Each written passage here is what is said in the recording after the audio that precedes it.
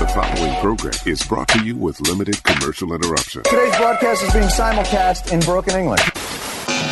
I'm here to show the world. I'm here to show the world. Welcome to the show that we're doing right now. What the hell are we doing on this show? Boy, that escalated quickly. I mean, that really got out of hand fast. It jumped up a notch. It did, didn't it? Let's go. What is this? Giggity, giggity, giggity, goo. Who else but The Q. it's showtime? Gentlemen, let's get down to business. Can you dig it? Can you dig it? Can you dig it? Can you dig it? Yeah, I can dig it, yeah.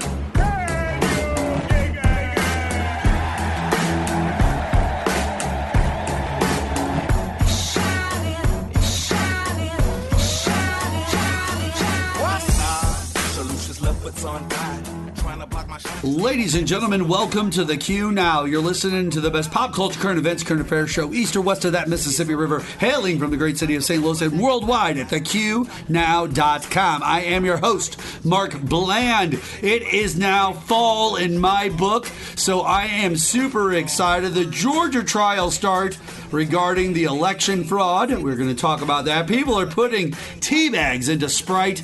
And we will discuss TikTok trends a little bit, Jason.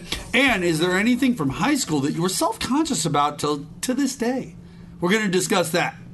A lot of different things that are on the table. But first thing I want to do, because I've already mentioned his name, I would like to bring to the table my co-host, Mr. Jason Call. What's going on, Jason? Not much. What's going on with you? Oh, doing good. Good. Having a wonderful day. Just hanging out here at the station. And we've got some huge news. Yep. Right off the top. Yep. I want to make sure that I've got this right. Okay, Jay? Yep. I'm pulling the information out of my phone as we speak because it is fresh, ladies and gentlemen, here on 1280 AM KYRO. That is the blowtorch of the Midwest. News Radio, KYRO.com, 105.3 FM. I've got to get into a specific person's messages with me. It was DMs. Oh, there it was. I almost lost it. I got it. I'm in. I can find... you know how you can go to, like, you can find specific things because you know where they were? All right, here you go. You ready? Ladies and gentlemen, and Jason, are you excited? Let's tell a bit. Before we even tell them what's going on, how excited are you? I am extremely excited. I am extremely excited, too, because I feel like... I know what you're going to say. What this does for us is it kind of legitimizes us, finally, as one of those shows that that is definitely got value. Yep. Can't argue with us on that. Ladies and gentlemen, without any further ado, the Qnow, your friend Mark Bland, and Jason Call. Yep, we're friends. Are being syndicated. That's right. We are being syndicated. We are now going to be on WIBH. That's 102.5 FM. Yes, hello. 1440 AM. CBS radio affiliate. So we're a Fox News radio affiliate. We're a CBS radio affiliate. We are corporate radio. We are corporate radio affiliate sellouts, baby. Oh, yeah. We're disgusting with it. Yeah, we're embedded. We are embedded. All right. But I'm excited. I'm excited because I know, ladies and gentlemen, this takes us to a just a great level. All right. It puts us in a couple of markets, a couple of cities on different radio stations where we are. That's a Southern Illinois station, WIBH. I saw the range. It kind of covers like Carbondale area. It does. It's down through there. I think it probably gets out towards Cape Girardeau and over there. Missouri a little bit. Yeah. It gets around that midsection over there, but that's in a diameter. Like that's full radius. Missouri there. State people. But WIBH, I think it's going to be Saturdays at 7 a.m. till 9 a.m. So in the morning, when you're drinking your morning coffee, you get to sit down and WIBH on the radio on 102.5. You just turn it on and boom. Mark and Jason right there in your ear. And welcome. Welcome to the family, WIBH. We appreciate the Qnow getting out there. Becoming something larger and more well-known. We appreciate that. Thanks. But outside of that, Jay, a lot of things going on, buddy. A lot of things going on in the world, and we are glad to be a part of WIBH as well as KYRO. We're happy to be a part of all of it. So there's been a couple of things in the past week that have popped up. Mm-hmm. Now, it hasn't been a heavy political week. I wouldn't say that. But what we did get is the start of the Georgia trials. You know what I'm talking about? Guys are facing the music. That's right. The Georgia election fraud case. We are getting a piece of that going on right now. And we're going to talk about that in a second, in a little bit. But before we get to that, yes, there's other things that are kind of rearing their head behind the scenes. So on a light political week, there are some things that have. Yep. Maryland Elementary School brings back masks for the kids as it forces third graders to don N95. Everyone loses their mind. Masks again after a spate of pupils tested positive for COVID-19. Yeah. I mean, isn't that kind of like getting mad that they make your kids wash their hands? Well, let me lay this out and let's discuss a little bit, okay? A Maryland elementary school has sparked outrage after reinstating pandemic-era mask mandates despite a handful of school kids tested positive for COVID. In a letter sent to parents on Tuesday, Rosemary Hills Elementary School principal Rebecca Irwin Kennedy said that she made the move after 3 or more individuals caught the virus in the last 10 days. Okay, her last name is Rebecca Irwin Kennedy. Okay, this is already reeking royalty. of blame the liberals. It was Joe Biden, the mask mandates, all this. Not me, you guys. I want these kids to die. She demanded well, the last name's Kennedy. She's got to be a liberal. She demanded students don thick N95 masks to keep our school environment as safe as possible, despite a recent study finding that the mask may expose users to the dangerous levels of toxic chemicals. Okay, we'll talk about that in a second. And while embattled medical guru Dr. Fauci admitted there is a lack of evidence that the masks stop the spread of COVID, Kennedy told parents the N95s will only become optional after 10 days. Okay, hey. The letter caused widespread fury among those who see the decision as a slippery slope back into COVID lockdowns, with Donald Trump Jr. posting to Twitter or whatever the hell it is, right. Q or P or X or whatever. Frat house. Do not comply. Hey, what a dork. What an absolute loser. Let me break a couple things down here. Right off the bat, with the Kennedy last name I said, they're going to get some blame coming towards the Democrats. I see it already. Oh, yeah. Okay. Now, when we get to the next section, the N95 masks may expose users to dangerous levels of toxic chemicals. I understand that that's potential, but I don't care. I don't think there's any real, how would I say, toxic chemicals. Right? That's like saying just chilling around anywhere near. That's like saying be careful opening your soda. You might shoot yourself in the face. Well, they brought this into this conversation about COVID-19, which is where the mask idea comes from. The real problem is the mask mandate. Filled with chemicals. Now, is it a slippery slope back into mask mandates? Yeah, if you're crazy. There's no way that it's a slippery slope, though. It's a local thing. It's anecdotal for you. It's not nationwide. You had an outbreak. Keep your kids safe. Don't be a dork. God. What's wrong with these people? Now, they also brought up the embattled Dr. Anthony Fauci. Yeah, that poor guy. He's embattled. He'll never help anyone again. Hold on. He's an embattled medical guru.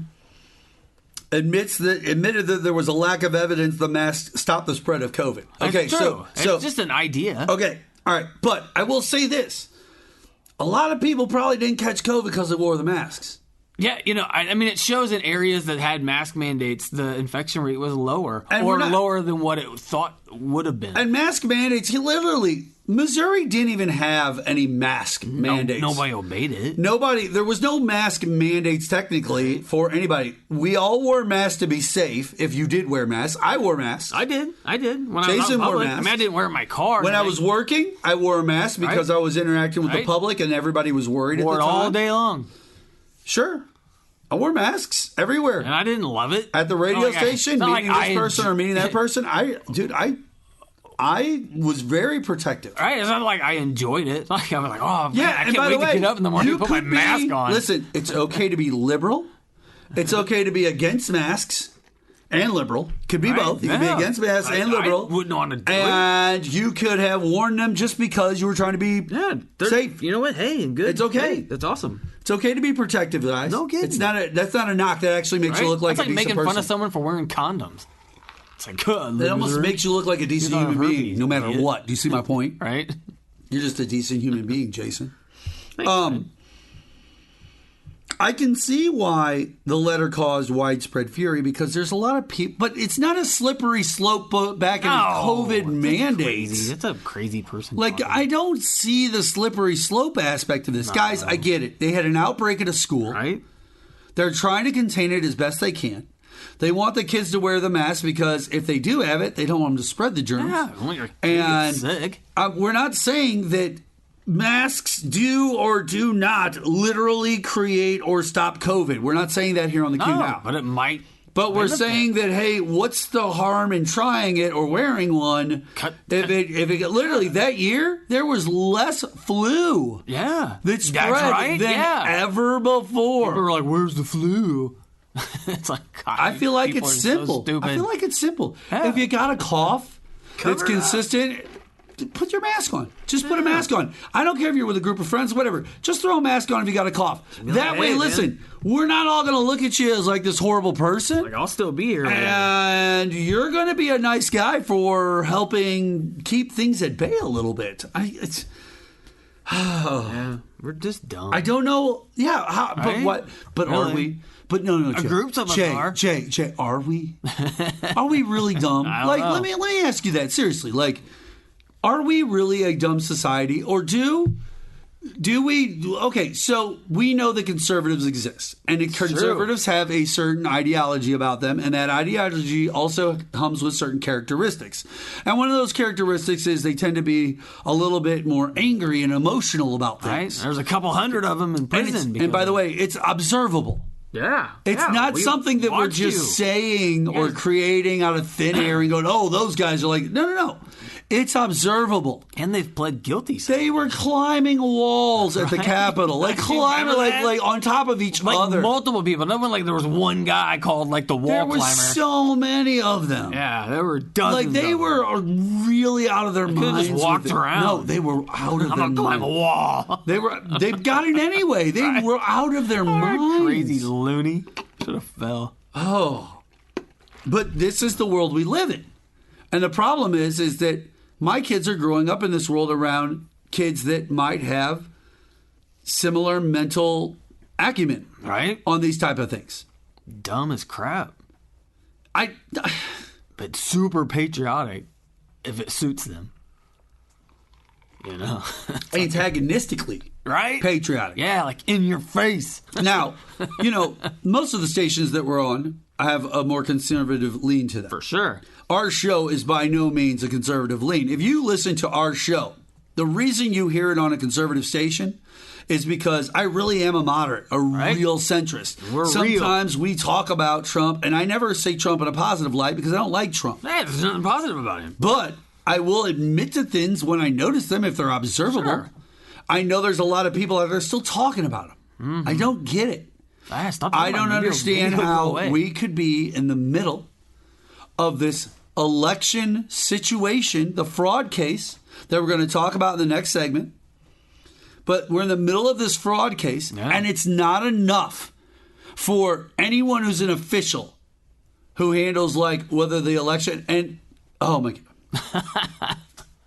No, he's just not a serious person. No. You know what I mean? Like it flashed across. He misspells words all the time. It flashed across my screen. I almost want to talk. I need to talk about it. I want to see if it's in my notes real quick. Because if it's not in my notes, I want to talk.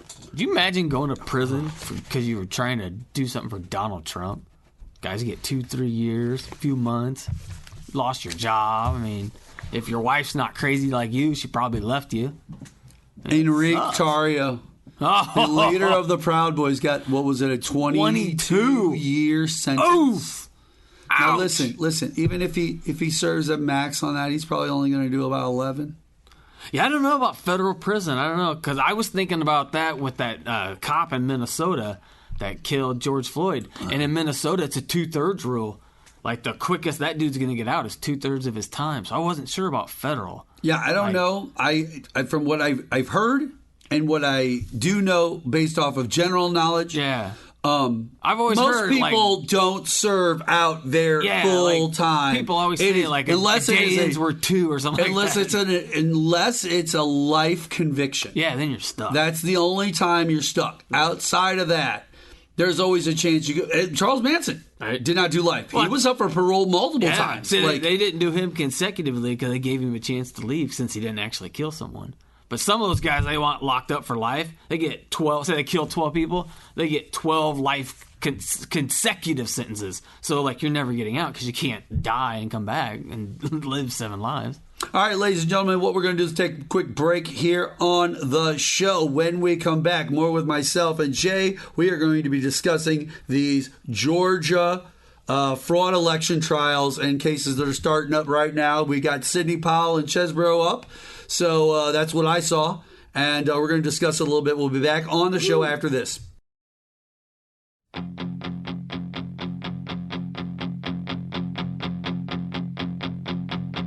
If she wants to dance and drink all night, well, there's no one that can. Ladies and gentlemen, welcome back to the Q Now. Mark Bland joined by Jason Call over there, as we do every single week on the show. We are welcoming the people of is it IBH? Yeah. WIBH. That's right. 102.5 FM, 1440 AM. Welcome. Good morning. Joining 1280 AM KYRO, our home station, where we broadcast from every single week. We walk to this place.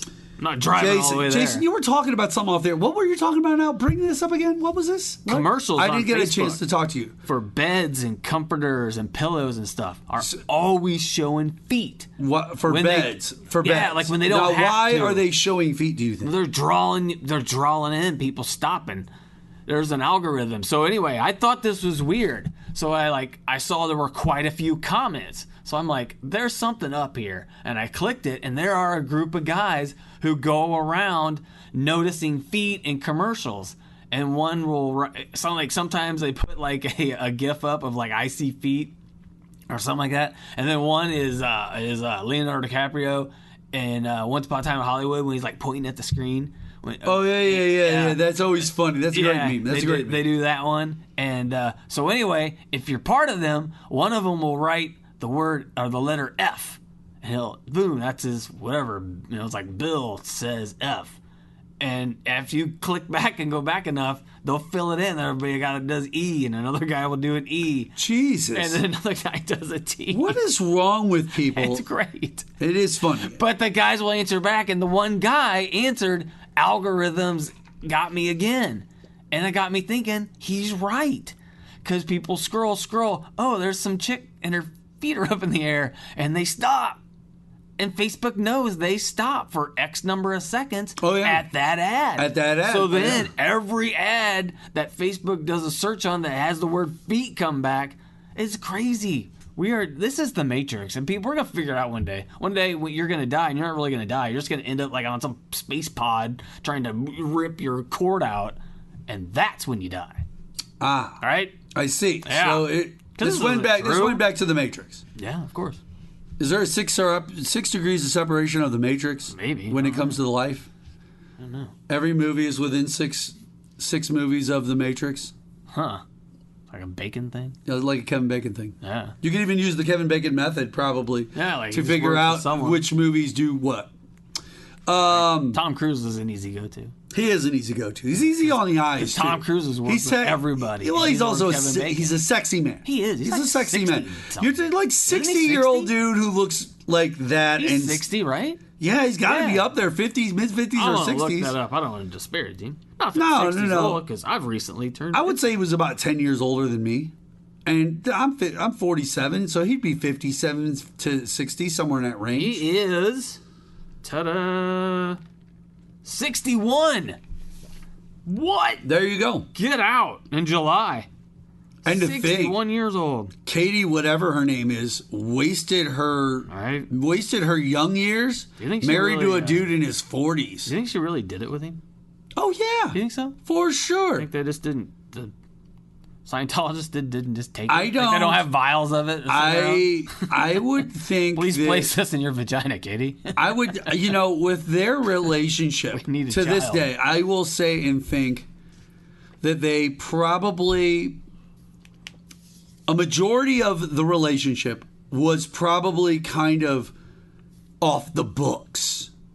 Oh yeah, You know what that's I'm what I mean. saying? It's weird. Like she's it held was captive. It was she Yeah, was she like got in on it. She got paid. There's no way. He's got to be almost a billionaire by now. right. Yeah, she either got paid or she was sucking it in or got too deep to the point Right. where they wouldn't let her out. All right, Nicole Kidman's contract ended, so she's out. Well, and got married to here's the Aussie. funny thing is like I don't know where the church stands on Nicole Kidman.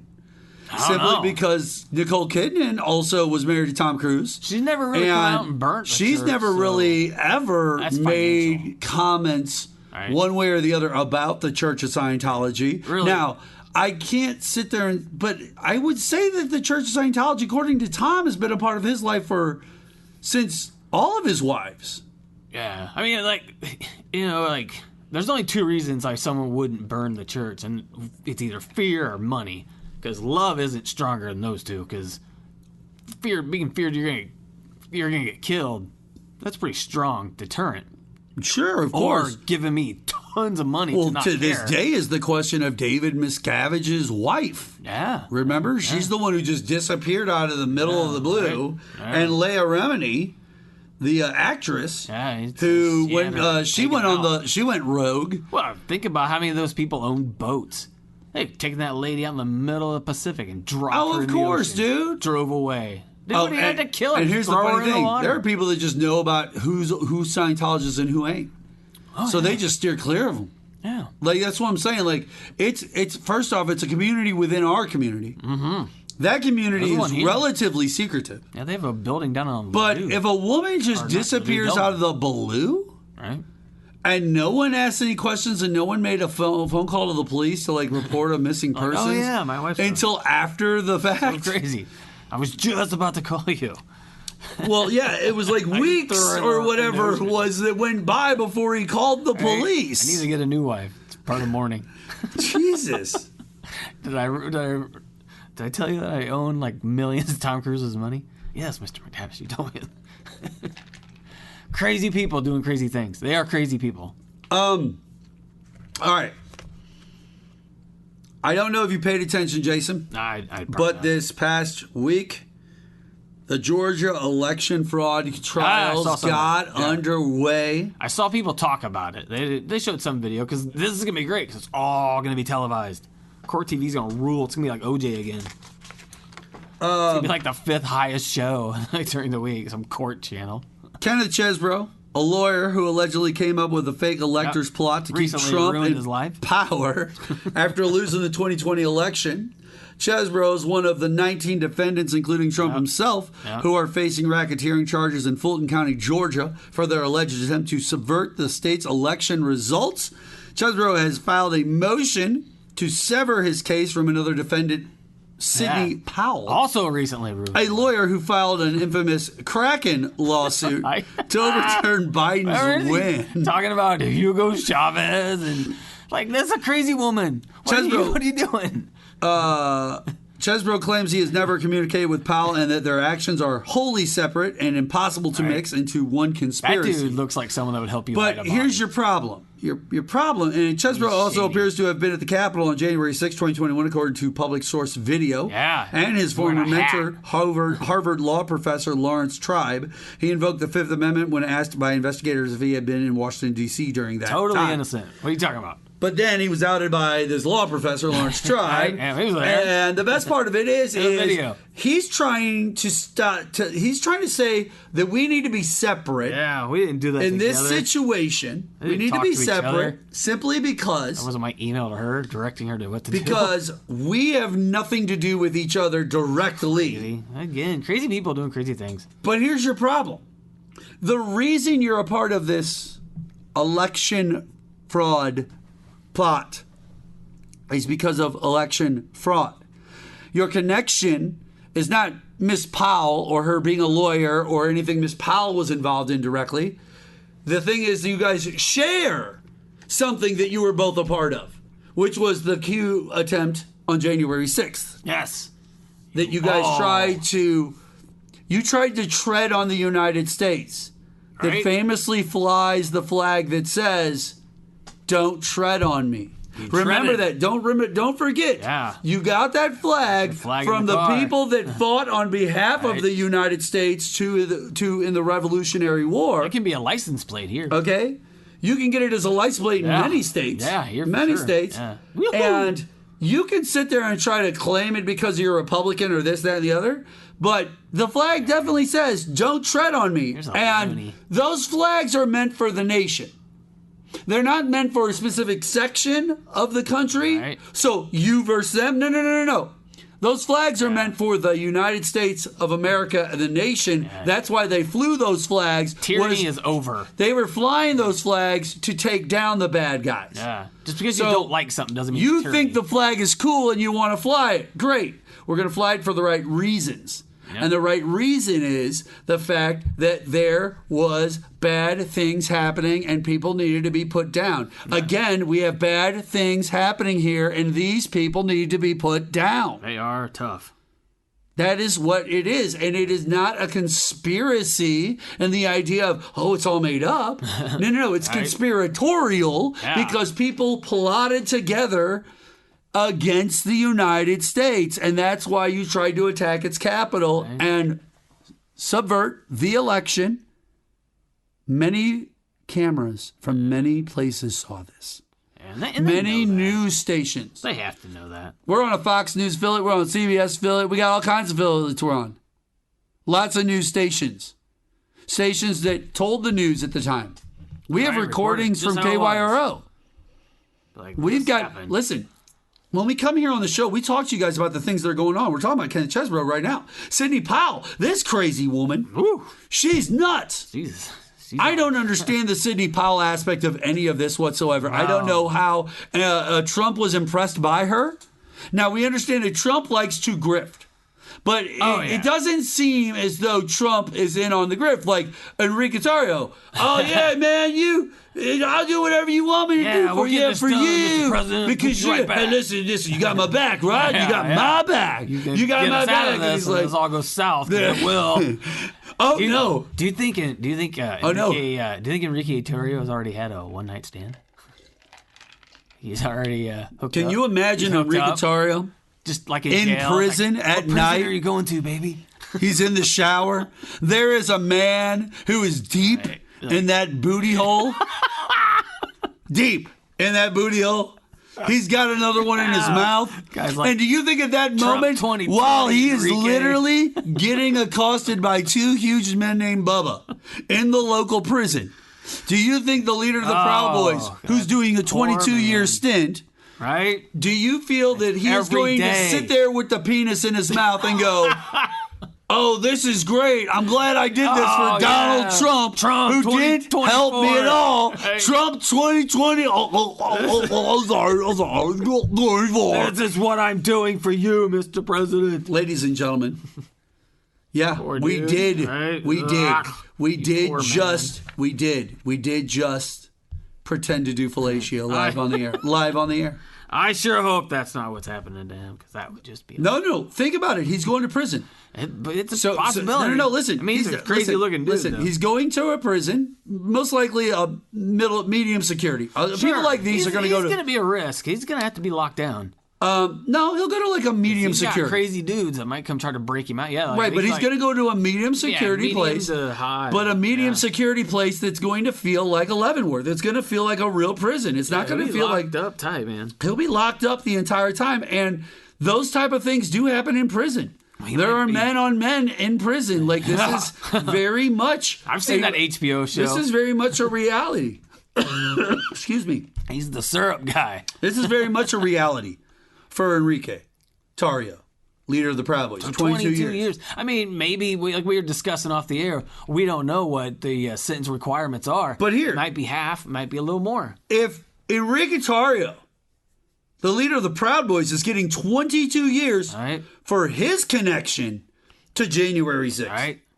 and everything he was involved in, What should a Sidney Powell, who tried to defend it, who went out of their way multiple times to speak on behalf of it? Yeah, she's got multiple. Specifically about the election. You see, here's the problem. They've gotten Enrique Tarrio kind of like a RICO style thing. Yeah. They got him on this statute of the fact that they tried to get into the Capitol under seditious purposes. Yeah. Now, if he's trying to get in under seditious purposes and he says on camera that he does these things on behalf of Donald Trump, right? Okay? And that's the day that we're talking about in regards to Donald Trump, too. We're all going to put the pieces together, and this is going to lead back to guess who? Donald Trump. Yeah, someone like him, he's built for prison. I think he'll be fine. Her, she's not. And that RICO charge, that's a minimum 5 years. That's not. There's no probation. I don't think Trump goes to what we consider like a lockdown. No, remember that movie with Sylvester Stallone, Lockdown or whatever it was? That car. And nobody ever brings Lockdown up either. It's fantastic. That's a good movie. My guess is if he's found guilty, he'll be remanded to Mar-a-Lago, but he'll probably lose his social media privileges because prisoners don't get that. All right, we're going to take a quick break here on the Q. Now, when we come back, I'm going to dive a little bit more into some of this as well as discuss. We're going to get into. We're going to stay on topic here. We're going to stay on topic, ladies and gentlemen. We're going to stay on top, just like Enrique Tarrio is in prison. All right, we'll be back on the show after this. Memories follow me left and right. I can feel you over here, I can feel you over here. You take up every corner of my mind. What you gonna do now? Ever since the Welcome back to the Q. Now, Mark Bland, Jason Call sitting right over there. We are in the middle of talking about these Georgia election fraud cases tying our friend Donald Trump along with 19 others to all kinds of bad things in Fulton County, Georgia. And those trials are now underway, Jay. And because those trials are now underway, we are going to see some interesting things. And one of the things I want to mention and talk about is we're starting to see them eat each other's faces off now. Yeah, they are. Like this whole Sidney Powell and Ken Chesebro wanting to basically, what do they call it? They want to talk smack about the one another. Disconnect, or how is it? How did they say it? Hold on, let me look at the story here. It was a separate or something like that. Was it sever the tie? They're going to sever the tie. Like so John Wayne Bobbitt. I understand that Chesebro thinks that like the conspiracy is because Sidney Powell is a conspiratorial. He's thinking that he's getting tied to Sidney Powell being nuts because she's nuts and she's a conspiracy theorist. Right? But the problem is he doesn't understand that he's in the middle of being a part of a conspiratorial group who conspired to do something, and that's a different thing than the conspiracy. He's thinking of conspiracy theories, yes, which is a denotation of a type of story that goes around in pop culture. They're prevalent. She might be into that stuff, but he wants to separate because he thinks that's where he's getting lumped in. It's like, oh no, you're conspiratorial. You're a part of the group. It's also an underrated Mel Gibson movie, Conspiracy Theory. Yeah, that's not bad. Was that also Julia Roberts? Another Julia Roberts one? Yeah, she was in there with him. What's up with Julia Roberts? She kind of quietly is always in a really solid movie. Like she's like she was on some TV show. I look back and I'm trying to think of the last what I would call a flop. Yeah, I don't know. Or something that she did that I was like, oh, I would never watch. Even that. some of her flops become cult type, like is it the Mexican? No, what is that? It's the one with her and Brad Pitt. That's the one with the golden revolver, right? The golden gun or whatever it was. Maybe it's called the Mexican. It is the Mexican, I think. I think it's like the Mexican or the Mexican gunman or something like that. Mixed up and together. Even that has become like a thing. Like people are not a bad movie. It was all right. But at the time, people were like, ugh. But now you people. But I just want everybody to know, like, MAGA's a group, right, Jay? It is. I mean, they're awful. It is. Where one goes, they all go, right? 54% are Rotten Tomatoes. Wouldn't that apply to this situation too? Yeah, right. Why wouldn't it? Like, here's the thing, we made jokes and we made light of it in our last segment. Mm-hmm. But I will talk about the Donald Trump aspect of this. I would feel like a complete, absolute fool and I would be really angry. Now, Right. I would have to get through my first few days of That'd be rough. It's prison, gonna be just rough. trying to like acclimate to that type of sleeping environment and life in general. It's just probably not easy at all. And we discussed. And then you're going to sit there and you're going to think about the fact that this man that you thought had your back just didn't have your back at all. Didn't care about you one bit. No. Was just in it for himself. And now you have lost your freedom. Right. You've lost your job. You've lost your this. Because remember, Enrique Tarrio is one man. And yeah, 22 years, that's a long little term. That's why we talk about him, because he was the leader of the Proud Boys, and this is where they tied him to January 6th and sedition and things like that. And that's where this all becomes a little murky, because I'm confused. And I was going to go where you were going with all the things you lost, and we were talking. The United States is the don't tread on me country. We talked about this. So if we're the don't tread on me country, we don't want to tread on any part of the government. Lose your family. Okay. So where is the value in losing everything that you have? I don't get it. I just don't get it. Right. I just can't say right enough. And where these guys have been playing this game of tough fake guy for so long. And me and Jason, ladies and gentlemen, Jay, back me up here if you want. Yep. If you want. If you don't, you can totally go your own way and say I'm wrong. But here's the deal. We've sat here and we've discussed all of these situations when they originally happened in vivid detail with each other. Have we not, Jay? And we have been staunch on the fact that these individuals were bad people. And then when it came to them getting caught and arrested and they went to jail and now they're getting 22 years, it's like, oh yeah. Jay and me, you're preaching to the choir. You're preaching to the two guys that are centrist, moderate, smart about our lives. And Jay won't even claim centrist or moderate. He likes to say he's more liberal.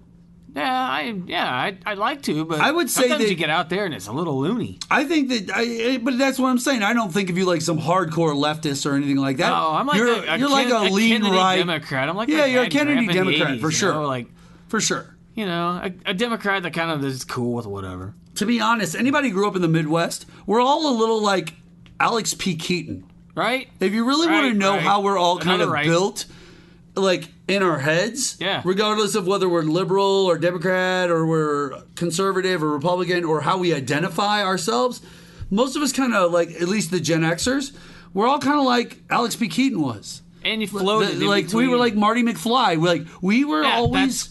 That was it. That floated. We all kind of just floated along with between a Marty McFly and an Alex P. Keaton, and we were all just kind of right there, and that was it. Like, and they weren't far off because Marty was probably grew up in like your typical house with a mom and a dad, and eating dinner and stuff like that. Exactly, things like that. Liberal California. Sure. Best friend was an old Alex P. Keaton also had a liberal for a dad. Yep. Alex was the only one. He was the Republican. He wanted to rebel. Went the other way. He was the Republican because his mom. Because of his mom. Each other. But here's my point. My point is that when you think of Alex P. Keaton, you don't think of some bad dude or bad person. No, he was a cool guy. I don't think of Alex. He wasn't crazy. He wasn't crazy by any means. Stormed the Capitol. He seemed like the staunch nerdy dork who actually ends up being a relatively okay person. Like you thought he would turn into. Dude. You really thought he would turn into an okay dad. Yeah. Type thing. You know what I'm saying? Like, but be pretty cool about everything except he's just a little too tough on something. And that's kind of who we are. Like we're all kids who grew up with those type of dads. Parents that were moderately standard and they didn't think things in a negative or like my parents bad didn't direction. Believe in anything goes, but they weren't like, oh my God. They were fairly cool for considering the time. I mean, they grew up early elementary years in the 50s. That was like, even in the 60s, like, some parents didn't even sleep in the same bed. One of my favorite parts about this whole Chesbro situation was I watched, it wasn't Chesbro's lawyer, it was Sidney Powell's lawyer. He brought up that he was to gather his info.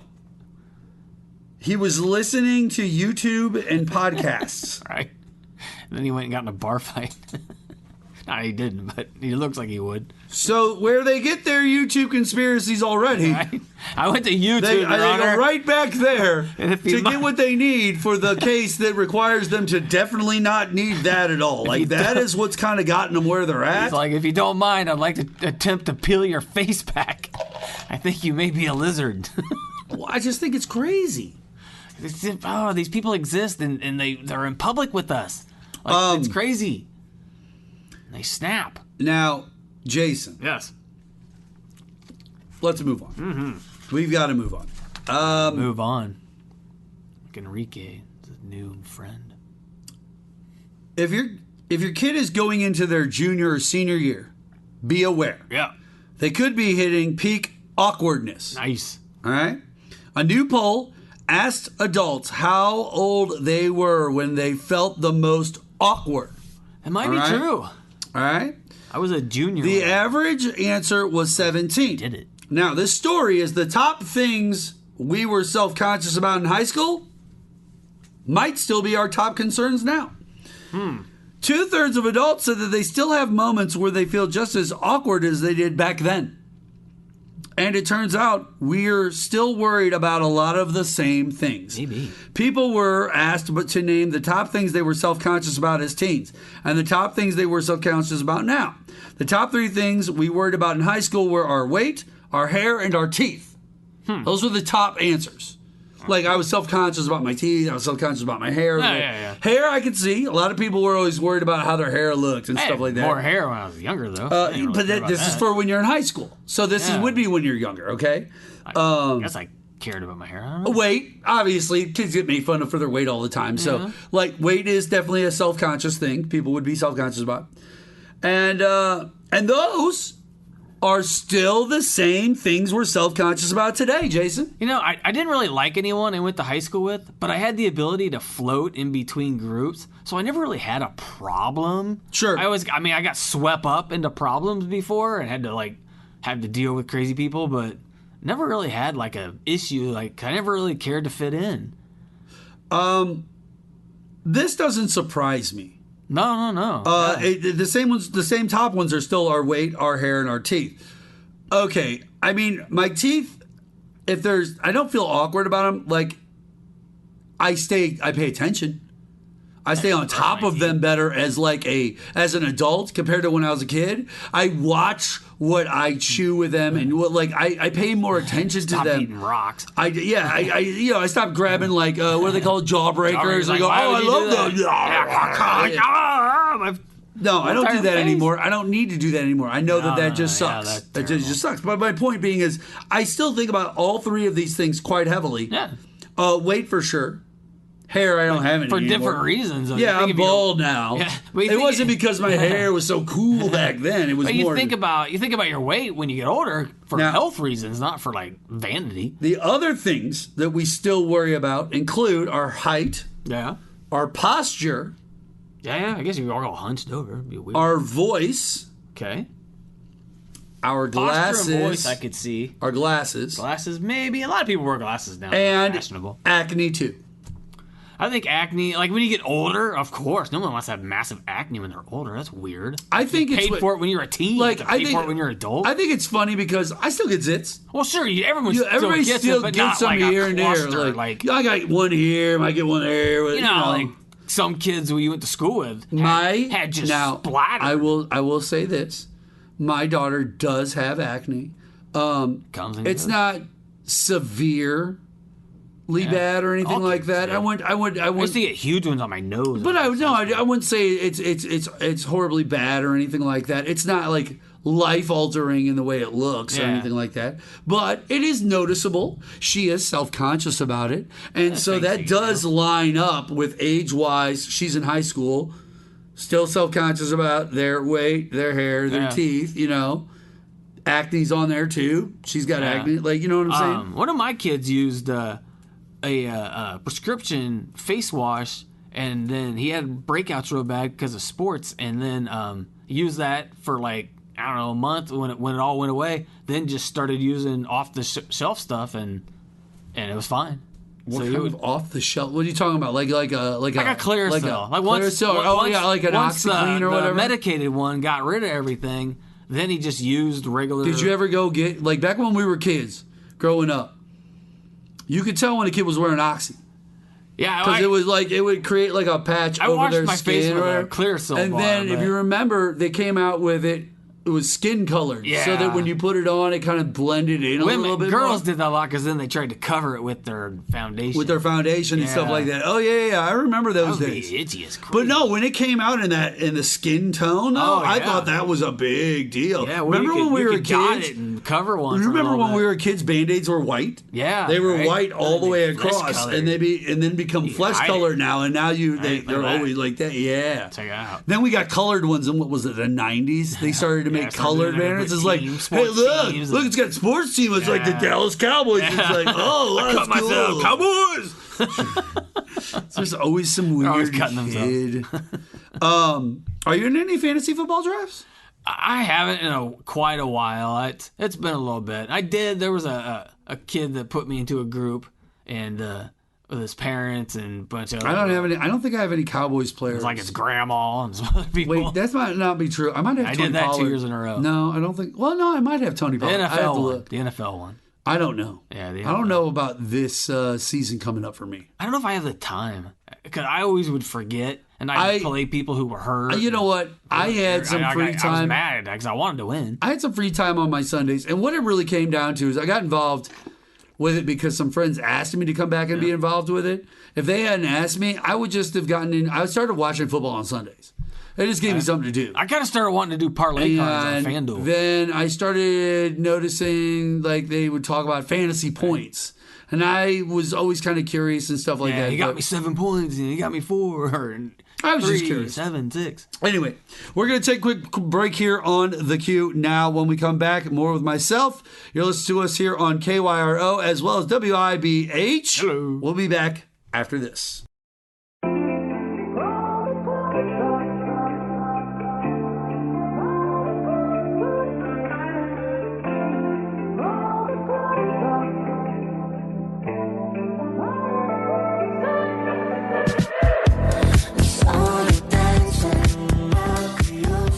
Ladies and gentlemen, welcome back to the Q Now. Mark Bland here, joined by Jason Cole. Hello. Once again, and I've got an exciting idea, Jay. I've got an exciting idea. Now, as you know, we're walking into, you know what, maybe we should go down to WIBH, our new station that we're a part of. Maybe this year, maybe they got like some haunted house down that way or something. We should go to we should go be the we should go do like a live broadcast from one. All right, something hanky on behalf of the radio station down there.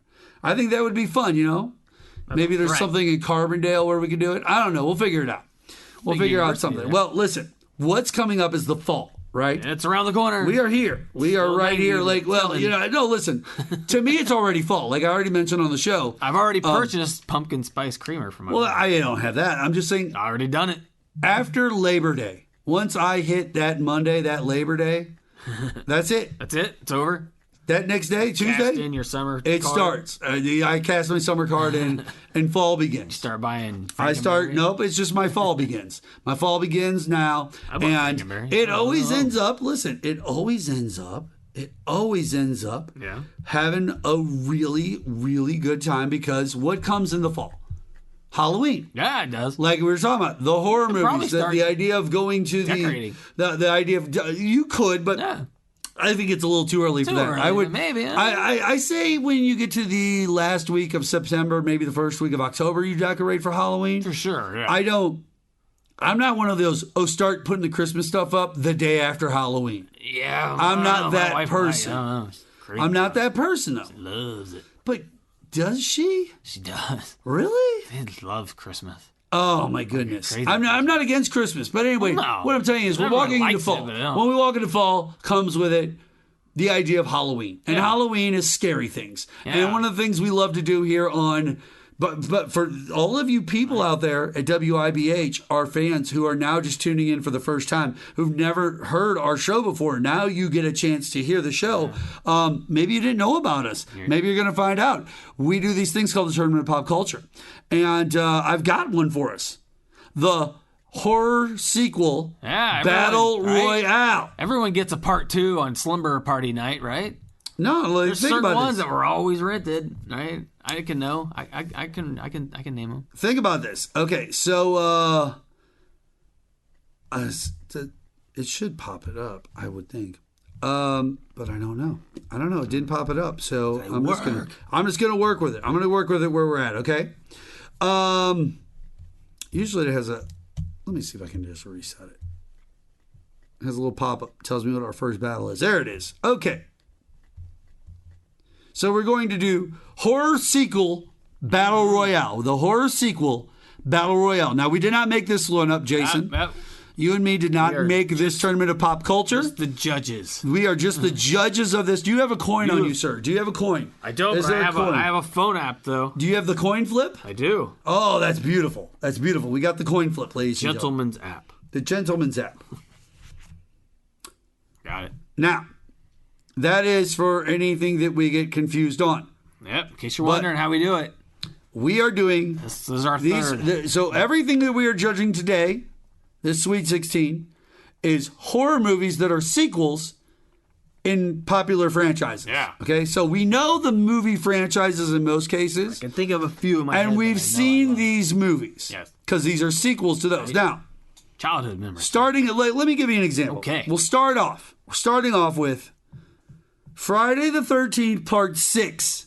Oh, okay. Jason Lives. That's when he gets electrocuted back to life, right? This is also the one that I think features a Paul Rudd. Is it? Is this Paul Rudd? Is this the one where he's like got the stake in him and it gets zapped by lightning and it comes up? I think kills so. The dudes in the cemetery. Maybe it's very possible. Maybe that happened to him more than once. I think you're right. I think you're right. I think that that's the one that you were talking about here. That it's the same one, right? But everyone who was alive in the '80s enough to watch these, you own these, whether it's on DVD or Blu-ray. You own every single one of them. Now, Friday the 13th, Part 6, which I know the franchise very well. Yeah, it's a good one. Is going up against 10 Cloverfield Lane, which was the sequel to Cloverfield. That's more invasion than freaky. That's like a monster. It's horror sequel Battle Royale. Now, invasions are monsters, too. But that's where you get, hey, listen, Alien's Alien, and she is not going to change for anybody out there. That's all I'm telling you. So that's I mean, aliens are horror. Isn't that the one where like outside is like something crazy's going and then people are inside? And 10 Cloverfield was the big monster that was coming after the city or whatever. Yeah. See, that's not scary. I feel like Jason Lives takes this one anyway. Right. It's a Friday the 13th. That's a classic franchise. Slumber Party movie. And here's the problem: if I have to choose between the two, I know Jason a little bit more than another. I'll go B movie with a Jason Lives 100%. Part 6. Yeah. I'm not afraid to do that. So Jason Lives moves on. Now, our next one is tough. Ooh. This is tough. Coin flip. Better turn this on. Yeah. Turn you on, coin flip. There we go. And this is a tough one. I thought there was a way to bring it up. Is there a way to bring it up? And crank it. I don't know. Next up is Aliens. Ooh, the second one. Versus The Bride of Frankenstein. Oh, I had Aliens to me is another slumber party rental. It's crazy. It's funny. Bill Paxton's so great in that movie. I mean, it's all overacted because it's a sci-fi. At the same point, he's just fantastic. I need to throw out there that The Bride of Frankenstein is iconic. Oh, sure. That's an iconic Universal movie franchise. Like we're talking the Frankenstein franchise. That's a huge franchise. I would say Frankenstein is as well known as anything Aliens is. For sure. By people our age, the younger people might not even know what Aliens is. Sure, that's very possible. Frankenstein is more of a movie for me now. Frankenstein is just more well known overall. Now, we get the famous Bride of Frankenstein look. Yep. That also pop culture, charges into pop culture, becomes something well known that we've all seen for eons and eons. Aliens kind of solidify Sigourney Weaver's career. Yeah, you got Paul It Reiser in there. really brings the whole Paxton's in there. everybody. You got some real high. Excuse me, guys. So weird. And the dude from Terminator. The guy from Terminator's in there too. Michael Biehn, maybe. Yep, Michael Biehn. Bean, something like that. Yeah, Terminator dude. If I have to choose on these movies straight up, I enjoy Aliens more than The Bride of Frankenstein. Me too. I've liked it longer. I like Aliens I've liked better. it longer. That's just my deal. I've And known I you do, longer but than here's the thing. I don't know if Bride loses to Aliens when it comes to better horror sequel. I think we get just as many things out of Bride as we get out of Aliens, and for a longer period of time at this point. Well, Aliens is a lot faster paced than its predecessor. Aliens That's is true. really slow.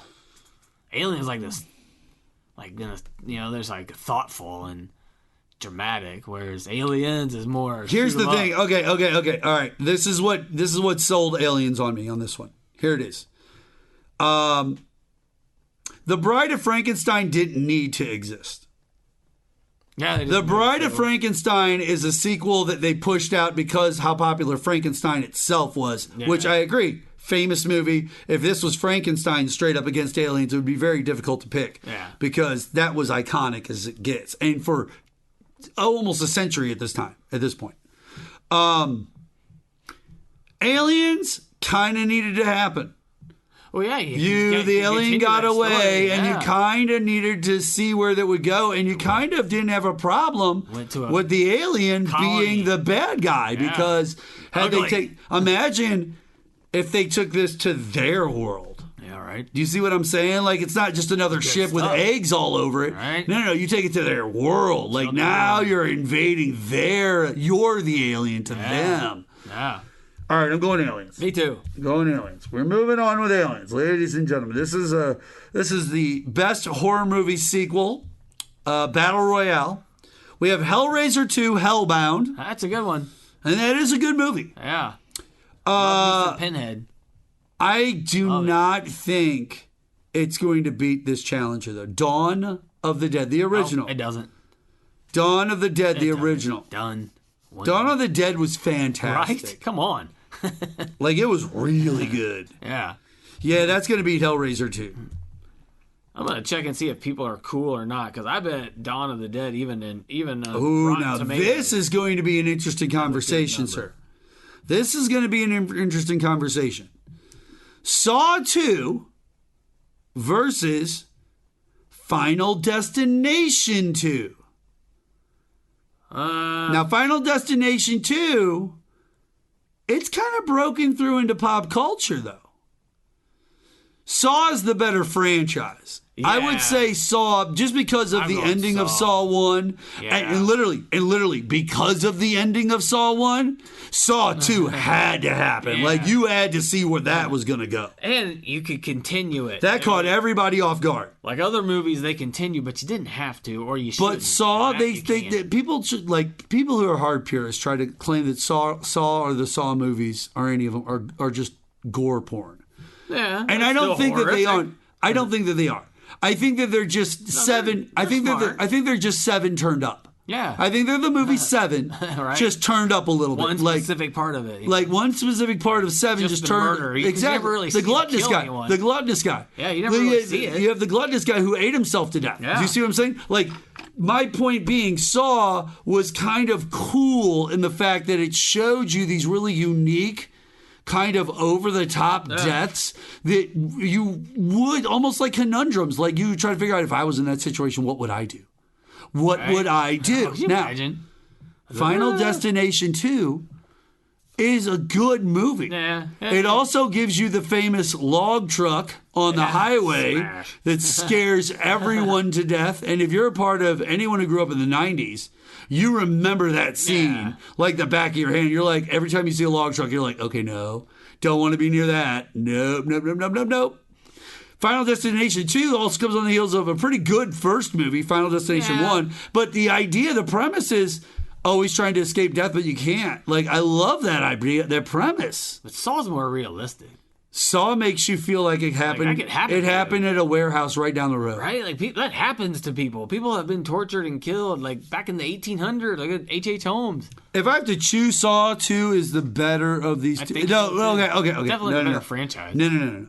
Let me state this again. Saw 2 is not the better movie here. I do not feel that Saw 2 is better than Final Destination 2. Because I feel Final Destination 2 is a little more cohesive. I think it's got a little bit more of the original flavor in it. Saw 2 is great because of how the first one ended, but it kind of takes you on a new path down another part of the story. There's more. And it's cool. Some crazy over Except for you got to kind of piece things back together, and if they flash something into your face, it kind of like throws you back to the first movie. You're like, wait, what? Wait, hold on. Huh? And you're like, it can get confusing at times. If I have to choose between these two, though, man, that's tough. Desert Island, I'm taking Saw 2. Yeah, there's more with it. Desert Island, I'm taking Saw 2. I'm just taking Saw 2. Final Destination 2 is a good movie, but I'd take Saw 2. Saw 2 the rest of your life. Where are you at? Where are you at? Final Destination? You're at Saw 2? Okay. Saw 2 is moving on. You can watch. You'd lose your mind. Saw 2 is moving on, ladies and gentlemen. All right. Now, on this side, we've gotten to Jason Lives. Okay. Friday the 13th. Good thing. Part 6. Versus Aliens. I think that's a win for Aliens. I'm not going to sit here and try to pretend that number 6, part 6 of the Jason Voorhees franchise is like one of the top ones. If you put it in front of me and didn't show the beginning or the very end, I wouldn't probably be able to tell right away which Friday the 13th you were showing me, unless it was the first Exactly. one.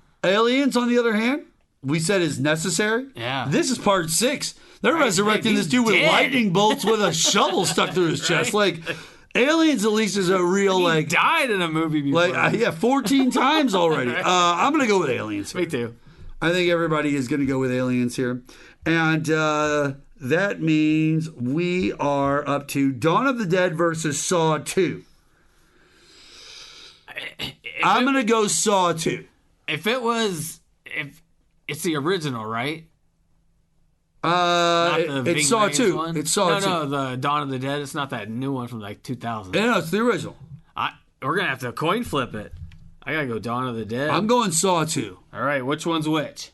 Say heads is Dawn of the Dead. Heads is Dawn of the Dead. Here we go. Come on, coin flip. Boom. All right, we've got a coin flipping. It's heads. Heads wins.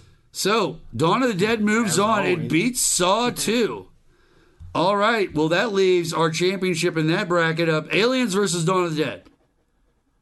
I'm going to go Aliens. I am going to join you. I'm going to go Aliens. Okay, ladies and gentlemen. Like I said, that was a slumber party rental. All right, we're going to take a quick break here on the Qnow. When we come back, we are going to finish off this tournament of pop culture. We'll be back on the show after this.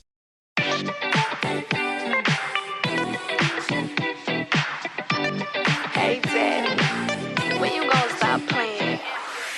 Bad chick, I could be a fantasy. I could tell you got beat energy. It ain't too many of them that can handle me. But I might let All right, ladies and gentlemen, welcome back to the Qnow. Mark Bland, joined by Jason Cull over there, and we are into the next half of our best horror movie sequels battle royale bracket. Now, what I love about this side is we've got some unique ones. Nice. First up, Evil Dead 2. Oh my goodness. Which is a really solid movie. Now, here's the problem. It's going up against Halloween 3. Now, Halloween 3 was the one that went off book. Yeah. It was about the scary masks. Yeah. Like the ghost and the witch That and was the more pumpkin in my head. teenage years than Halloween. I was a kid then. Yeah. Elementary school kid, No. I'm not going to try to judge the merits of these. Yeah. I feel that now, for me, Season of the Witch, nostalgically, Yeah. is a much more. I would want to. Is that high school or junior high? This would be junior high for me. At this time, I would want to see Halloween 3 more than Evil Dead 2. Evil Dead 2 doesn't start to gain. It's not really horror though. It's pop campy and culture hilarious. status until you get to the mid 90s, where Gen X kind of makes Evil Dead popular. Well, you had by Army default. of Darkness come out. That helped. It helped a lot. That's what I'm saying. Evil Dead 2, though, is the one that made everybody realize, oh, this is comedy for the sake of comedy. Yeah. Halloween 3 goes off book. They tried something different. I feel that what they wanted Halloween, the franchise, originally what they wanted Halloween, the franchise, to be was more like an anthology series, whereas it was called Halloween. But here's this story, and this story is Michael Myers. But that one took 2 movies. Halloween 3 is the next story. It's supposed to be about the masks. Remember, Michael's mask was important? Well, masks are important here. Yeah, Halloween 4 would have been the next, but they realized with Halloween 3. How many of them they make? Like 9? They've made counting all the other ones, like the counting all the other ones. Oh yeah, they probably made like 20 of them. Because they made 2 new ones just in the past. We had 2 years, from Rob right? Zombie. That's 2 out of that's 2 from Rob Zombie. Jamie Lee Curtis has just done 2 recent ones. Jamie Lee Curtis just did 3, 1, 2, 3 back to back. Yeah. So plus she's got the H2O. Plus she's got the ones from when she was original. Like that's what I'm trying to say here. Halloween is the bigger franchise by far. By far here. Yeah. I weirdly have to pull Halloween 3 over the top of Evil Dead 2. I'm sorry. I'm only going to go Halloween 3 because to me, Evil Dead 2 isn't like a horror film. It's like this experimental. But that's dark okay. comedy. The whole point was best horror sequel, and that's a horror sequel. That's a sequel. I'm also going to go Halloween because I feel that's a better horror sequel just because it's a horror Halloween film. 3's also got the 3 more days till Halloween. The Silver Shamrock it's all song. freaky and people are getting killed. Creepy. It's way creepier. That's it's way real creepier. stuff. Now, Evil Dead, it's crazy. Now, the next one's going to be really difficult. We've got Child's Play 2, The Return of Chucky. All right. Child's Play 2. Chucky. We love Chucky. Listen, the best part of Chucky was Chucky was a 43-year-old New Yorker. Right. Hey, kid, get over here. Stuffed into a body of a doll by a demonic, satanic, whatever worship thing.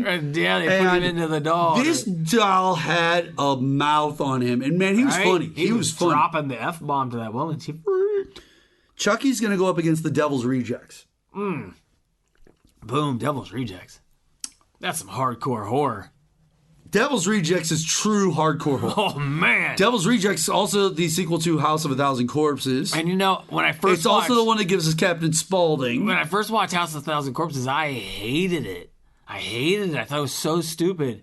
And then I watched it again. No, you were right, because I still hate it to this day. It sucks. I gave it more attention, and I feel like I can put myself in their position more than any horror film, because anyone who's hung out with a group of people has been around another group of people who were weird AF.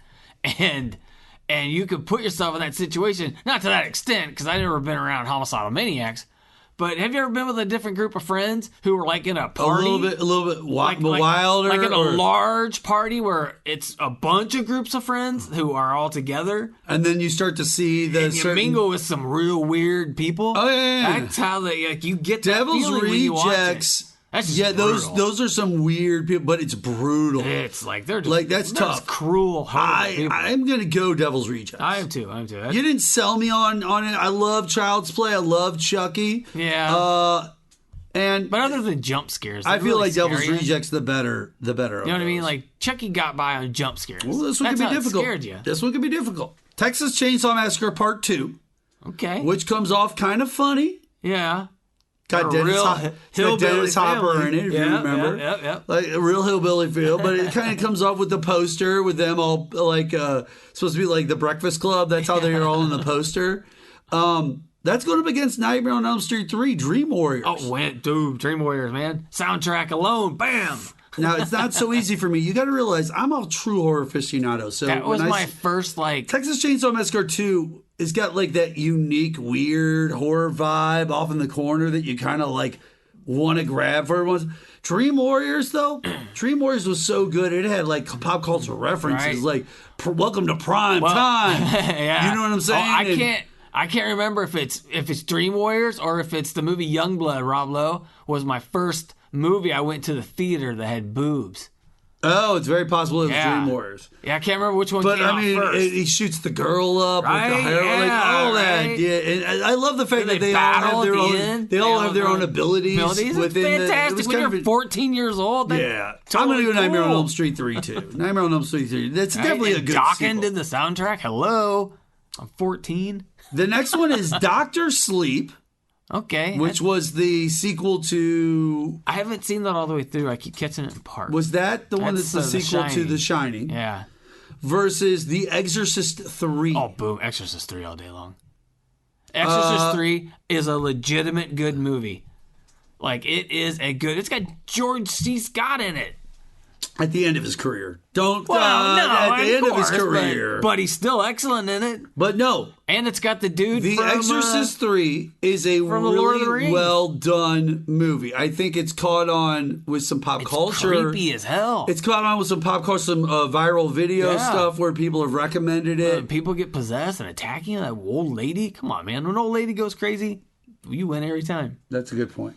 I liked it better. I went to the movies and saw Doctor Sleep. It wasn't bad. It was all right. No. It was just all right, Stephen though. King. It was all right. I would watch good. Exorcist 3 again. I would, too. I still watch it. I own it on, All right, I think I Exorcist own it on 3 movies. Blu-ray as well. All right. That leads us to this battle. All right. Halloween 3, Season of the Witch versus The Devil's Rejects. I got to go Devil's Rejects. Yeah. I mean, my nostalgia's strong for Halloween 3, but it's a as better a kind of cruel better story. as a Halloween or even a horror movie sequel person, it's like an unrated Natural Born Killers. The Devil's Rejects is Rob Zombie is just Quentin gritty. Tarantino He's for horror Grindhouse. movies. He's Grindhouse Right? for horror movies. Yeah, he's like a high-budget and Grindhouse. I love The Devil's Rejects. I got to go Devil's Rejects. I'm sorry. Well, you're That right. leaves Exorcist 3 versus Nightmare on Elm Street 3, The Dream Oh, Warriors. man. Now, if I had to choose between these two, I'm going... I would go... I think I would go Exorcist. I don't know. You know, fun fact, if you watch the Jeffrey Dahmer Netflix series, you found out that was the movie he would watch. He would That's watch the with pop them. culture reference I was. Yeah. That's the pop culture reference I was saying earlier. If I have to choose, straight up, Exorcist 3 really actually freaked me out. I'm gonna go with Dream Warriors. Let's coin So flip we got a gentleman coin flip. All right, gentleman's app. Exorcist 3 is going to be Tails. Tails. Exorcist 3 is Tails, and it loses. It heads. That's okay. Nightmare on though. Elm Street That's moves okay. on. I'm cool with that. I'm fine with that. That's like it's okay, you know. Like That if my leaves kid couldn't this win, side I'd of the want, bracket like my nephew to win. That's how with it is. Devil's Rejects versus Nightmare on Elm Street 3, The Dream Warriors. I think Dream Warriors is too campy to beat Devil's Rejects. Devil's Rejects. I don't know. Real I think that brutal. by the time, but the reason I think everyone, okay, Like I would turn the Devil's Rejects. if my kids what were everybody younger. loved about the first Nightmare on Elm Street was that Freddy kind of had a personality. And it was our first like, But Freddy had a it was about the 5-finger glove, right? He and had it was quips, the hat, and he was funny. the hat, and he was funny with the quips. Yeah. Part 2 doubled down on the quips and all that. They knew, they understood Like, hey, this what kid's like everybody kind of pulled from the first Like movie. you hated him and you thought he was clever. Right. You wanted to hear more of the clever. Yeah. Nightmare on Elm Street 3 was the perfect movie for Freddy because it had identified and iconized the glove Yeah. in its value. Like by this point, we know what the value of the glove And they is. were peak teenage. They got Dokken to do the We know that soundtrack. he They has got- this ability to go into anyone's dream at any time. He can handle anybody. He's dealt with some crazy things. And this is just one of those movies that's put together well. And now suddenly these guys Does are it fighting hold back. up against the Devil's Rejects? I think it's just too campy because of Freddy. The He's next sort of words goofy. out of your mouth better be some Mark Twain because it's going to be chiseled on your grave. But it's just... That's a line from the Devil's Rejects. Right? I welcome to prime time, B word. Yeah. Like, I understand Nightmare on Elm Devil's Street. Rejects is just real and raw, and you could see. I'm going to go Devil's Rejects. You could see yourself getting picked up by these people. I'm going Devil's Rejects, especially if you go further now. This south. is a hell of a horror sequels battle royale for the final. Yeah, dude, we've really set ourselves up because we have Aliens. That's good. Oh, it's good. It's the best of all the Alien movies for sure. There's no Alien 1 does not stand up to Aliens. Alien 3 does not stand up to Aliens. I mean, there has not even been an Aliens vs Predator that has stood up to Aliens. Like that one. Aliens has the battle in the robot suit that is dope. Stop this. That one where they have her what we got with Aliens was actually 2 to 3 years before RoboCop even came out. Yep. Maybe 2 years before RoboCop came out. RoboCop's a good one. But the idea of give me somebody in a robot suit battling against bad things, and I want to see it. Like it's cool, right? Dude, RoboCop, the video game, I played that game on NES so many times, and it was so hard, but I loved it. Aliens, classic, and the iconic poster that it is. All right, just a little split. The split for the eye versus the Devil's Rejects. Oh, I don't know, man. I would hate to put people of the ilk of Stephen King, people of the ilk of George Lucas, people of that ilk who make great movies. Because who is the director of Aliens? It's is it Bruckheimer? It's what's his name? Hang on, I'm gonna look it up. He's gonna pull it up first. All I have in front of me is the posters. I want to say it's like a Donner or something, but let's see. Alien. Could be Richard Donner. Why isn't it? It very well could be Richard Donner. I don't know. Here we go. Do the people of WIBH know? That's the real question. Why isn't it showing up in Rotten Tomatoes? What, the movie Aliens? Yeah. There's no way it hasn't been reviewed. Give me a break, man. All right. I am James Cameron.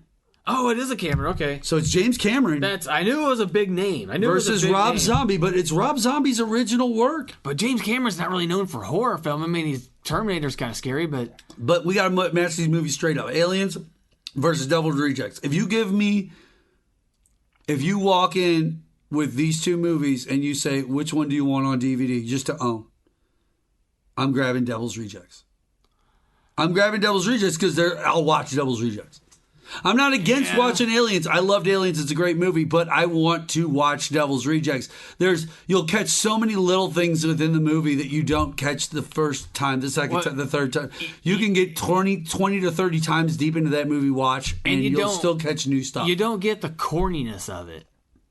Oh, it's very real. It's very the real. First one, it's. But Aliens is what you want your horror movie to be. It takes you away. It takes you out of your element a little bit. It allows you to really leave. So does Devil's Rejects, just in a more real way. And I kind of think I let nostalgia take me over a little bit with Aliens. Now that I'm thinking about it and I'm running it through my head, Aliens is more of a sci-fi film. Sure.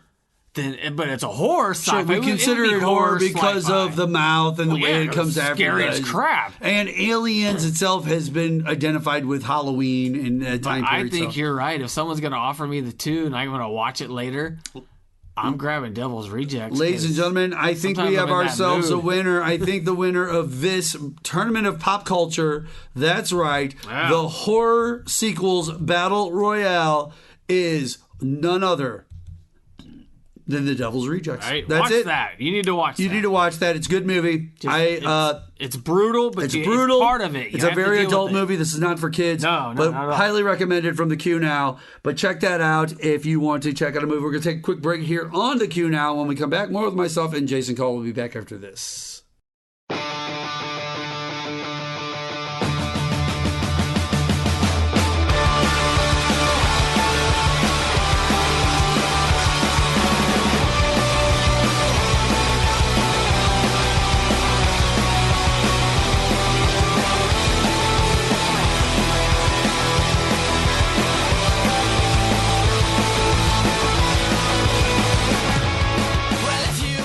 Ladies and gentlemen, welcome back to the Qnow. It's about time for us to get out of here on this beautiful Saturday. But before we get out of here, we want to talk to you guys. We just had a winner in our tournament of pop culture. The Devil's Rejects. Devil's Rejects wins for Best Horror Sequel in the Battle Royale. Guys. Now, Jay, when we first got... All right, I'm just going to be honest with everybody out there. And I think that Jay will understand this because he's relatively close to my age. Sure thing. 49, right? 50. You turned 50? I did. When? Monday. This past Monday you did? I did. Did I tell you happy birthday? You were out of town. But happy birthday. Thank you. I forgot to tell you. Yeah, no, man, that's gone. awesome. You turned 50 years old. We should have had a party for you. I did. No, who wants to do that? Oh, no, just a bunch of people over around a pit fire and just talk and drink. Well, that would be okay. We'll call that a night. They turn 50. But you remember Yep. when Alexa first comes out. Sure. And the idea of it could just order things. All right, I thought it was and cool. we could talk on to it, and it could play music for it. I loved it. It could be in every room. It was it was kind of a unique idea. This idea that the internet was in every room, kind of just floating through the air, that you could kind of deal with it. But as we got older, we learned about the values of all these different things that come with technology. Sure. Advancing. And a 5-year-old kid ordered $1,000 worth of stuff on Amazon by asking Alexa, including a hot tub, dude. Yep. You may have heard about kids who accidentally order something by picking up their parent's phone and button mashing, but this is more extreme than that. A father shared a video on TikTok showing how his 5-year-old son ordered almost $1,000 worth of stuff on Amazon by just asking Alexa to have the stuff added to his cart. Now, I saw this video. I watched Set that up better, it is hilarious. It's hilarious. Most of it was toys, but he also asked for a hot tub, and a $500 one got ordered.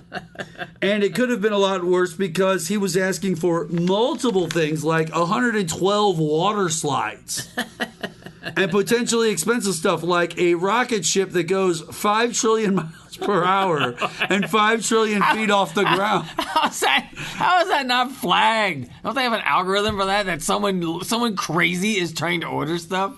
No, but I think that's hilarious. Buying some rocket because there's recordings of this, and the kid he's 5, so he's like, listen, you guys, listen. You guys are dealing with that orange weird freakazoid over there with that weird hair that's constantly lying to everybody. And what I want to do is, you ever seen that rocket ship on the sky? My son can take down a plane. High. I want to take a look. Hit an it's airliner. in a book, a reading rainbow. I wanted to just shoot up to the sky like the rocket ship. Here's the thing. He's 5 years old. This kid is seeing cartoons that show him rocket ships. So, I want a rocket he wants ship. one that goes 5 trillion miles per hour and 5 trillion feet off the ground. Of course he does. Amazon's like, we got that. Even if we don't, who cares? The dad shared this tip. Parents, make sure you disable voice purchases on your Alexa app so this doesn't happen to you, which is actually probably a good idea unless you're one of those people who likes to order things through Alexa. Do you imagine what they thought when someone said they wanted something that goes 5 trillion miles high? Sure, yeah, we'll get that. We'll get right on that for you, sir. What are you talking about? It sounds like the dad did get a refund. Oh, yeah. Because he regrets not keeping that hot tub. Right? You know what I'm saying? Right. He regrets it every day. They were like, someone here tried to order something that goes trillion miles an hour. You don't deserve this. All right, Jay, we're going to go through this list of pet peeves, sir. Yeah, everyone's got them, right? Everyone's got a few pet peeves. But does the average person think yours is valid or ridiculous? Oh, probably ridiculous. Now, that's fine. But BuzzFeed asked over 15,000 people. Nice, we know now. To weigh in on some common pet peeves. Yeah. Here's what they said. Are you ready? Yep. All right. Number 1. When someone puts their shopping cart next to their cart return but not in it. So, is that a pet peeve? I may not even notice it anymore. I do not consider... I have a pet peeve with people who take it and, when there's no cart return place around, they take it and they, kick the front wheels up on the curb. Up on the little and median then they just yeah. leave That's a and little leave it on the weird. median. I hate when they do that. They look like cows grazing after a while. But when their shopping cart is next to the car return, not in it. That's stupid and lazy. But I don't know if I get mad. I feel like that's stupid. I don't feel like that's a valid I wouldn't one. consider it a pet peeve. I don't think that's you're- valid. I do think you're lazy. 82% think that that's a valid pet peeve to have. I don't know. 82%. That seems high like to you're me. pretty involved in what's going on around That seems pretty high. Yeah, you're Right? way paying attention too much. Like, you should be trying to eat the Right? candy He's instead. like, you get know? out of here. I got to go home. I don't care what that guy does with that cart. You had to stop and look, you know? Here's one. When you're watching TV and the audio and video are a millisecond off. That bothers the ever-living Now, crap out of me. I hate every that. single person. I hate that stuff. Listen, if you are one of these people like, I don't care if the lips are not synced up to the mouth, get out of here. Right. Get out of, go away. Go cancel all of your social media accounts. You're not allowed to post on social media anymore. No. I'm revoking your man card. You got to go join Butthole Enriqueo, and you need to go, or Ariel, or whatever the hell his name is. The only thing that doesn't ruin the entire thing is sports and wrestling. Some wrestling gets ruined because there's promos. Oh, but yeah. for the most part, the action that you see, if it's a little off, you really Even if don't it's totally even notice. if you got a few seconds off on the pay-per-view call, but you're getting it for free, most people aren't going to look at it. But I will say this, it is truly a pet peeve. On and a I would say TV show, almost it's annoying. 100% of people should hate this. Yes, if you Now, don't, what's wrong with you? 89%. Why would you like that? Only 89% said it was valid. That means there's 11%. I don't think it's important. Stop. It has to be valid. That means 1 out of every 10 people thinks that it's okay Matt, to you're just crazy. have your. What's wrong with you? That's what I'm saying. They need to delete their accounts. Can you like adjust your brain for that? Like, and we All right. don't know about it. Moving on to number 3. You want to turn right on a red, but the person in front of you is waiting to go straight. It's annoying. But It's not annoying. It's not a pet peeve. I would say it's a because pet peeve because that's just the That nature guy's of going things. straight. Should he turn because I want to? Yeah, that's the nature that makes of me a lunatic. That's the nature of the line. Yeah. Exactly. Yeah, that make you a lunatic. That's more of a pet peeve if they're turning right and they won't. 55% say that is annoying. How's that annoying? It's not your. Their fault More for than going half straight. say it's annoying, but I will say this: it's close enough Really? to 50. We're that crazy Listen, that half the people think that. but to something's wrong with that. me, it's close enough when you say 55.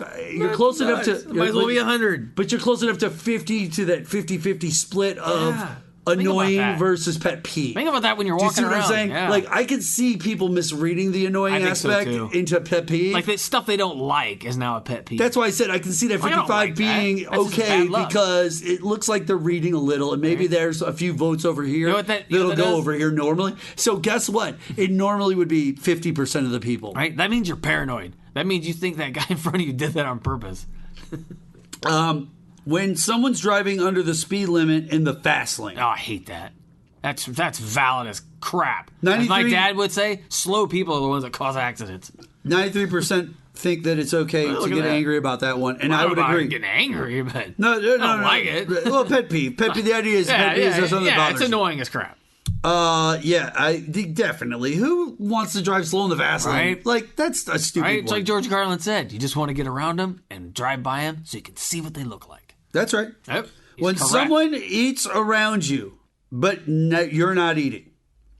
Well, no. I mean, Other people eat around you. Now, here's the Unless funny it's a thing. weird situation where Actually, they shouldn't be eating. only 9% say you should be annoyed by that. Now, that's fair. That means 89% of the people do not think that that's annoying. And I think that guess that's I a would little care. bit more accurate in the idea that I think most people in that situation right there, when they approach the situation, they'll say, "Oh, do you mind if I eat?" Like, they'll ask the other parties involved. Yeah, like, if hey, there's I'm gonna not eat going this. to Do be you eating care? going on. That's why it's never a pet peeve or a problem, because Yeah. most people ask out of kindness sure.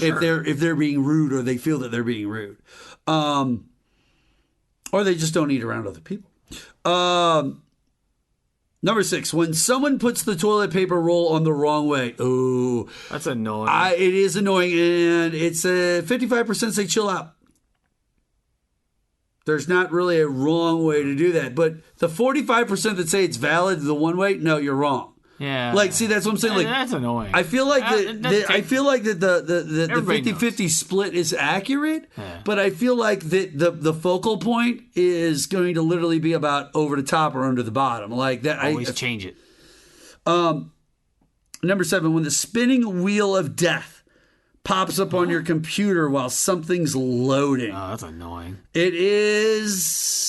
That's annoying. That's dumb. Do you think it's more people are a pet peeve or less? I think more people, because that annoys people, and you see that at home and at work, and it can just drive you crazy. 55 say it's a pet peeve. Huh. 45 say you need to be more patient. Maybe the others are just too tech savvy. They can Well, that's why the 45 say you need to be more patient. Right? You just need to be more patient. Those are the people everyone hates in the office. Number 8, when there's only one non-self-checkout lane open at the grocery store in the middle of the day. Oh, yeah.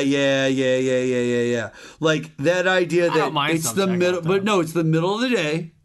It's 1 o'clock in the afternoon. You're at Walmart. Yeah. At a time when they should normally have at least 7 or 8 aisles open plus the self-checkout. Yeah, they've got one person and they've got 14 self-checkout machines popping off. And it's like, you're lazy. You're being lazy. That's bull crap.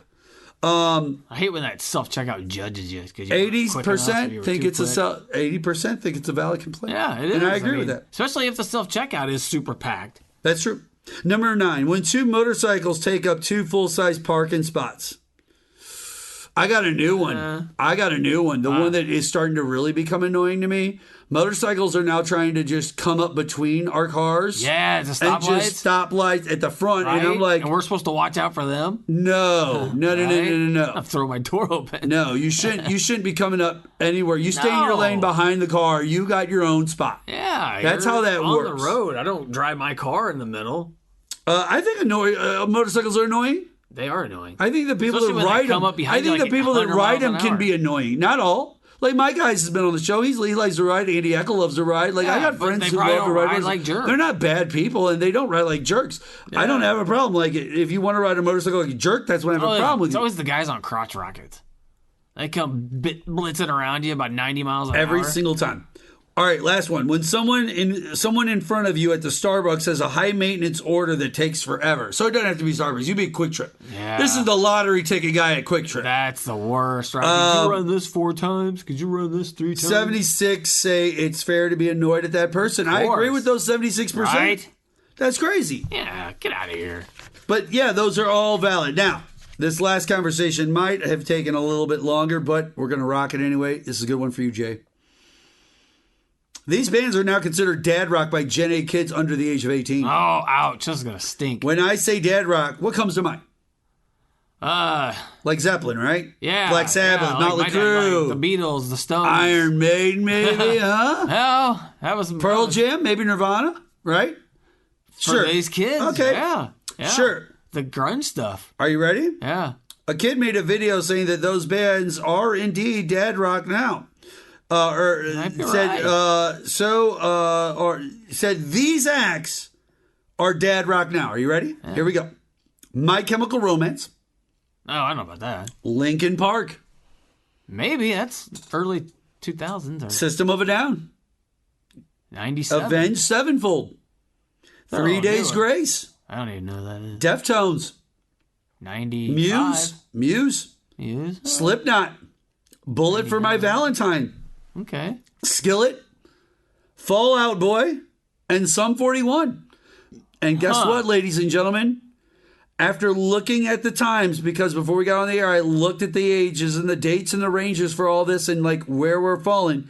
We're falling in the people that were born between 1996 and like 2006. That like 10-year period. Yeah. And that they're all the fathers. If you had kids in that time period, somewhere around there, they would be there. Your kids are now in their late teens, early 20s, and your dad who rocked those songs, but your kids are now 20 years old. Yeah, if you think about it, Deftones' first album came out 28 years ago. If your kid was born when you were listening to that, like you're 22, 23, you're 50, 51 like I am, your kid's in his 20s. Yeah. That is there what it is, your dad like true listens to. dad rock is. So yeah, My Chemical Romance. But it's kind of like me with the But Beatles Linkin and Park Stones is with the my one that dad. blew my mind because I started looking at it, I'm like, But that's hey, they're 99. saying their first stuff they put out was in 99. 99, But they yeah. catch on in 2001. Yeah. And then they blew up in 2002. It's So like, that kid oh, grew up yeah. with Like, his so dad listening yeah. to that. Yeah, you could have a kid But who's some of these 20. bands you could share with your kids, too. But I'm saying you could have a 16-year-old kid Yeah. who thinks my dad's a total loser. He listens to classic rock. You hear some 41 over there, listen to him over there on Skillet and Linkin Park. Like, that's hilarious, dude. All right, ladies and gentlemen, it's time for us to get out of here on the Q now. We want to thank and welcome our new radio station. That's 102.5 FM WIBH. Thank you so much, you CBS radio affiliate, for rocking with the Q from here on out. I want to thank Jason Cull. I want to thank 1380. I want to thank 1290. Wait, what station am I on? KYRO. Yeah. 1280 KYRO. Hello, I got too many numbers. Too many numbers to it. 1280 and KYRO. At 105.3 FM KYRO. We want to thank you guys for rocking with us every single week. Thank you so much. And Jason Call, thank you for being on the show once again. If you guys have anything, follow us on Twitter at Mark Bland or X or whatever it's called. Follow that guy over there at Featherbangs. Yeah, still there. Talk to us on social media at Mark Bland. You can find me. We can talk. And you can always go to theqnow.com. Old episodes, new episodes, and everything in between. We'll be back next week with another show. Take care.